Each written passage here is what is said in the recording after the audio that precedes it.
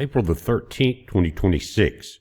Guys, you're looking at the Marine Traffic Global Ship Tracking Map, and we have had two ships that have turned around, made U-turns, pretty fast U-turns, after they approached the strait knowing that the U.S. Navy was on the other side of it and was going to start enforcing some of this exiting and probably some of the entrances up into the Persian Gulf.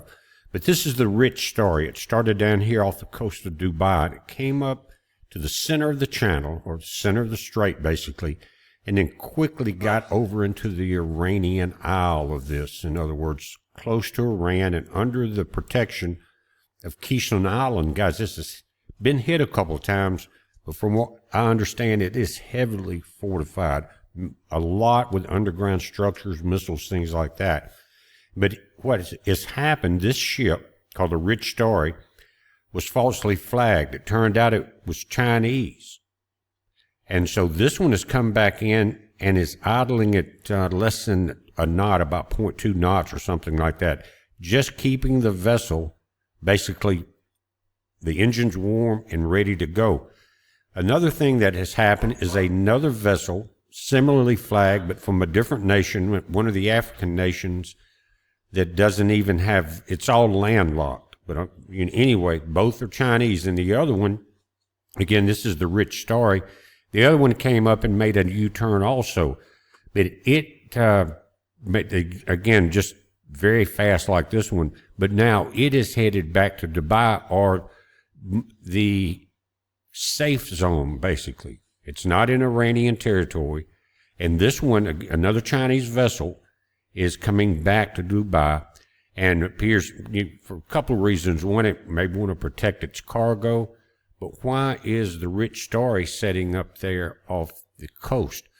We've got reports that we may have some Chinese naval vessels very close to this area, and submarines. Are they waiting for, they call it like a right to passage movement when you bring ships in to protect something like this, or to open up a strait or some embargo. But this rite of passage may be about to happen or be attempted to happen, and the Sousa sitting here waiting to go. Again, China needs its oil. And this one is the Austria. Again, it made a turn much further back into, or back west of the actual opening, because right here at Sousa is where the star is setting right there. But this one's coming back into safer waters. It's kind of in the middle of the channel, but it's more over onto the, I guess you'd call it the Dubai side of this, or Sharjah side. And it's like it's getting into a protected area, but the Sousa appears to be waiting on some type of someone to block the blockade, if you understand what I'm saying. And Iran had the stupidity to come out and say today they're going to block the strait. So I don't know what, that's going to be a little difficult for them now, but anything's possible, I guess. But, it just doesn't make sense with your Navy on the bottom. And then my Huskies are in here messing around. So we got a situation. Chinese ships are coming in here, and what this is creating, guys, is what I would call a very thin line between going to full-scale war. I told you yesterday, many of you already knew it, that it was a petrodollar and petro-yuan battle. Who's going to control the petro currency? And so with Iran telling the ships, you can go out, you're going to pay us $1 million each in the Chinese currency. And that just takes away from the value of the U.S. dollar and everything else. So that's the type of war we're talking about. But this thing could go kinetic very quickly. What's going to happen if one of the Chinese submarines, and they're back all through this area, ships, submarines, and into the Indian Ocean. And some are very close to this, according to the reports. I don't have any tracking on any military vessels on this app. I'm sure you could pay a lot more money and get that. I'm not really interested in that, though. I don't want to point out any U.S. military operations at all. Now, but again, we've got the Austria doing one thing, but this one off of the Starry Road, or whatever it's called, Starry is what I call it, is sitting here with the engines on, ready to go. And that would indicate that it's sitting in protected waters because of Iran's close proximity. And could it be a diversion? Could it be if something starts to happen here in the Straits with the U.S. ships blockading, possibly China coming in here, the Sousa could pull out and become a major distraction or a major section of a blockade.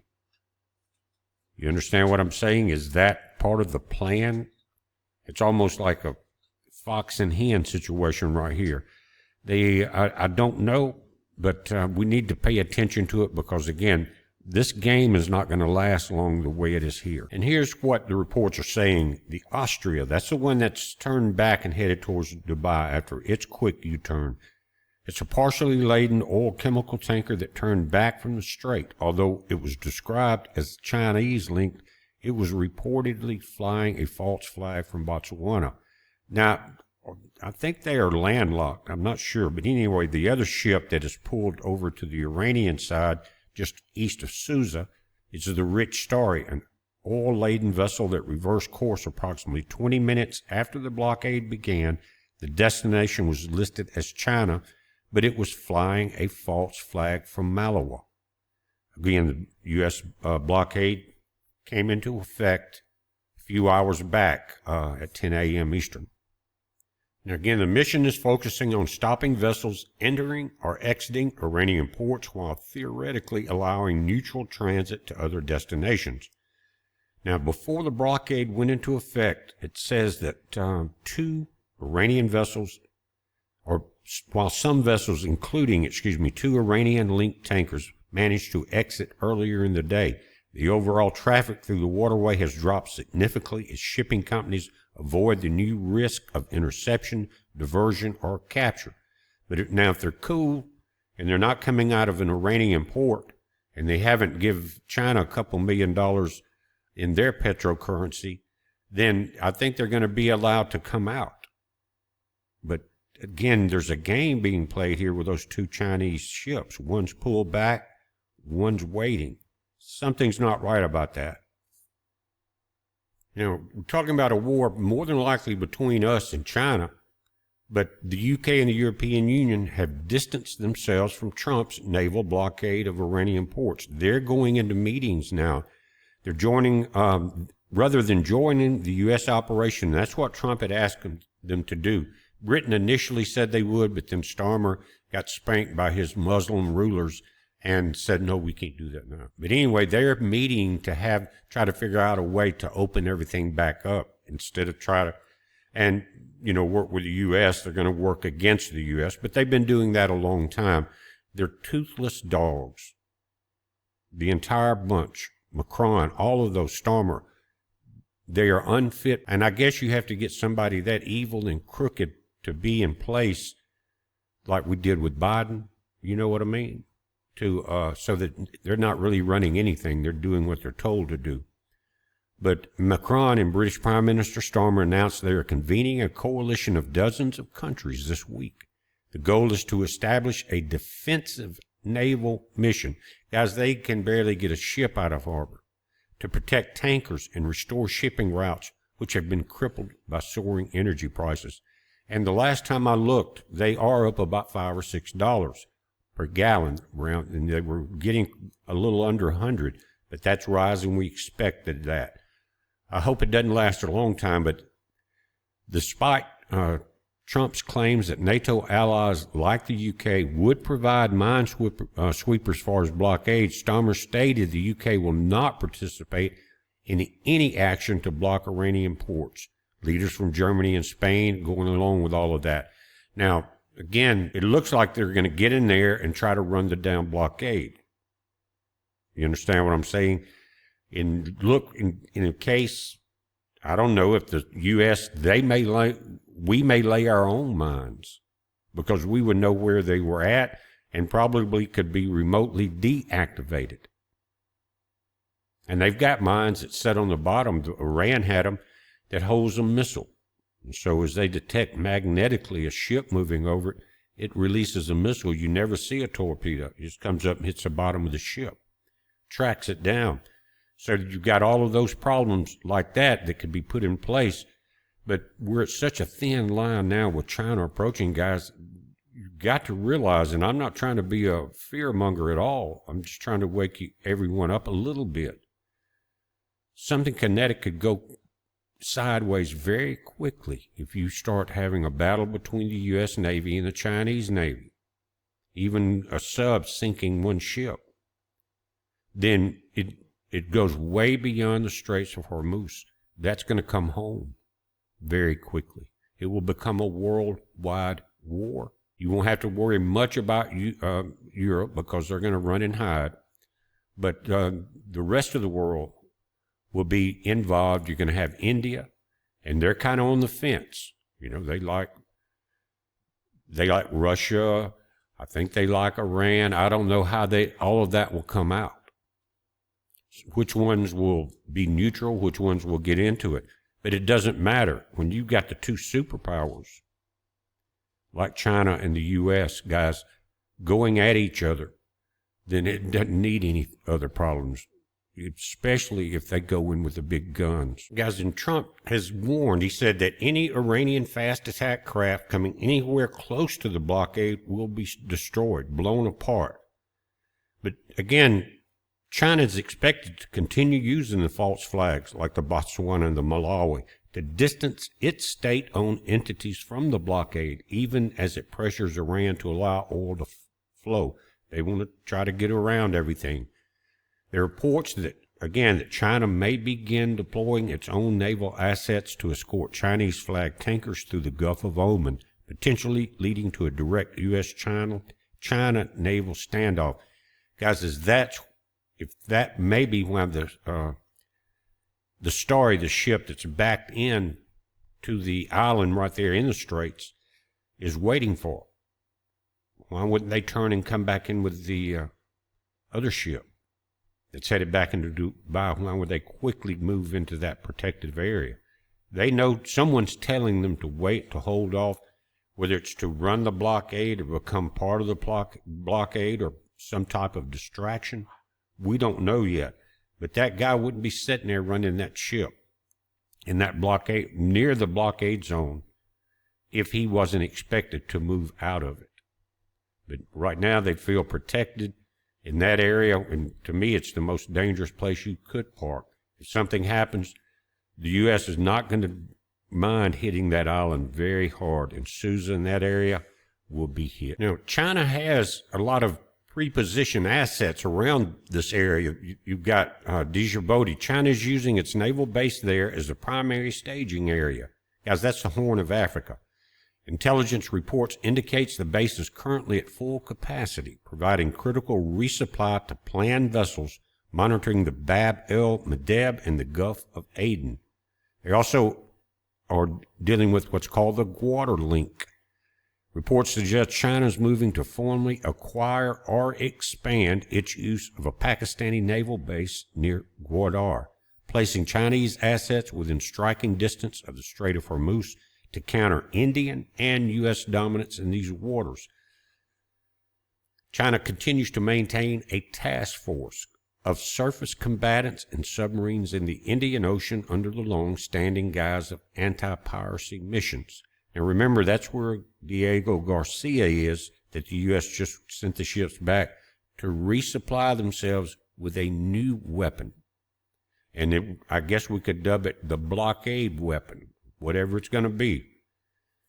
But they're saying this would allow them to keep advanced sensors and weaponry in the region without technically declaring a combat deployment.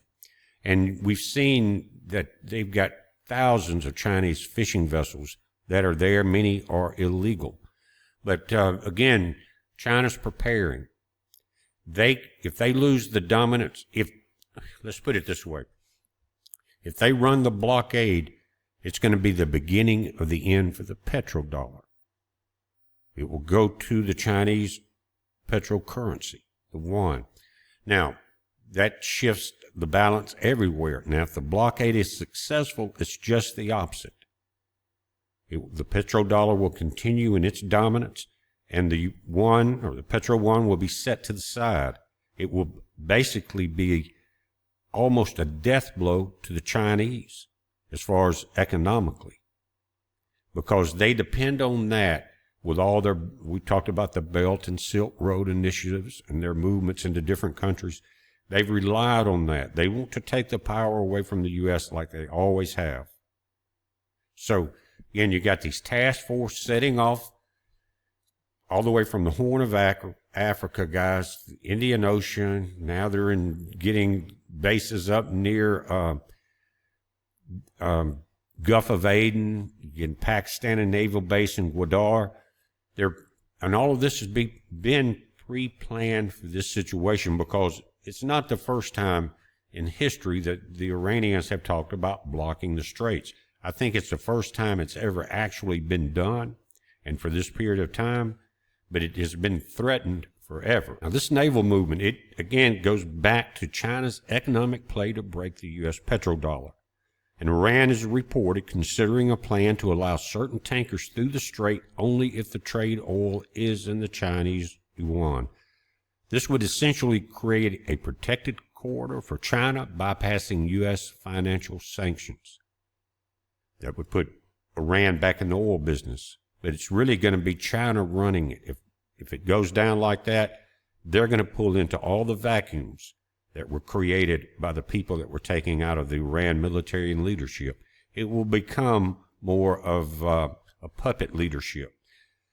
While the two tankers turned around today, there are high-level discussions in Beijing over providing a planned naval escorts for ships specifically carrying the one settled oil, or again, Chinese petrocurrency. If this happens, the U.S. Navy would have to choose between, here's the thin line, backing down, which doesn't sound like something our president's going to do, or firing on a Chinese warship. A move that would turn a trade war into a global conflict. And that's what I've been saying. And again, that thin line is upon us. We don't know exactly how this will happen. I'm sure we're not being told all the information.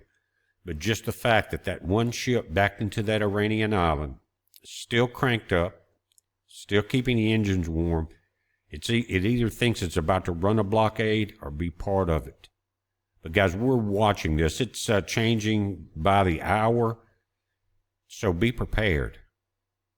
You know, Babylon was taken down in one day, regardless of where you think Babylon or who it is, or realize that there's many nations of the world that are the daughters of Babylon. Taken down in one day, what happened? The ship stood off the land because of the smoke and the fire, and they wept and they gnawed because they could no longer trade. You know that verse? In 1 hour. That won't take long, will it? We're watching it, guys. You watch it. It's a heads up. Be safe.